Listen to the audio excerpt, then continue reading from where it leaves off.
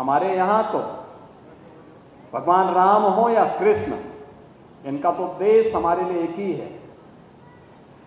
भगवान राम ने भी इस बात को कहा था, जब राक्षसों का आतंक धरती पर छा रहा था, उस समय भी उन्होंने एक संकल्प लिया था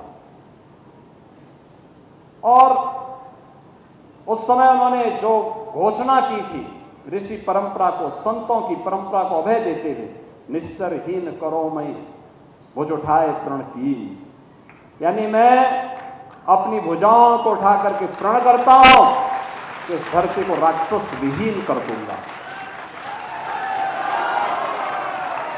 भगवान कृष्ण ने भी एक बात कही थी, उन्होंने कहा था परित्राणाय साधूनाम विनाशाय च दुष्कृताम। उन्होंने कहा था हर धर्मात्मा व्यक्ति को, हर सज्जन पुरुष को, हर व्यक्ति को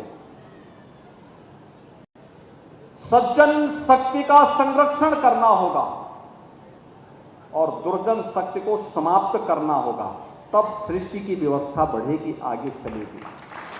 सज्जन शक्ति यही शक्ति है जो धर्म के पथ का अनुसरण करके, महापुरुषों की वाणी का अनुसरण करके, लोक कल्याण के पथ पर अपने आप को अग्रसर करके लगातार कार्य कर रहा है। और दुर्जन शक्ति वह जो दोषों को चैन से नहीं बैठने देती, सबका हड़पना चाहती है, लोगों पर अत्याचार करना चाहती है, शोषण करना चाहती है। लेकिन अब ये नया भारत है और नया भारत का नया उत्तर प्रदेश अत्याचार, अनाचार, दुराचार, शोषण और किसी भी प्रकार के उपद्रव को बर्दाश्त नहीं करता है। उत्तर प्रदेश अब उपद्रव की भूमि नहीं, उत्सव की भूमि बन गई है। उत्सव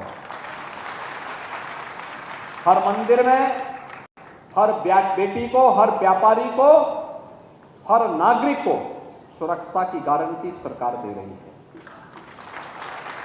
और इस सरकार का नैतिक दायित्व भी बनता है। हर व्यक्ति की सुरक्षा और उसके सम्मान का कार्य सरकार का दायित्व है, सरकार उस कार्य को निर्वहन कर रही है। हम प्रत्येक नागरिक का सम्मान करेंगे, उसका विकास करेंगे, विरासत को आगे बढ़ाएंगे। लेकिन अगर सुरक्षा में कोई सेंध लगाएगा तो सख्ती से सरकार उससे निपटने का काम भी करेंगे, क्योंकि ये हमारा धर्म कहता है। हमारा धर्म तो हमें यही प्रेरणा देता है कि परित्राणाय साधूनाम विनाशाय च दुष्कृताम। और उसी परंपरा के साथ आज मुझे श्रावस्ती दौरे के दौरान भगवान शंभोनाथ की इस पावन तपोस्थली पर, उनकी पावन जन्म की भूमि पर और उनके स्वयं के राज्य की भूमि पर इस पावन मंदिर में नमन करने का अवसर प्राप्त हो रहा है।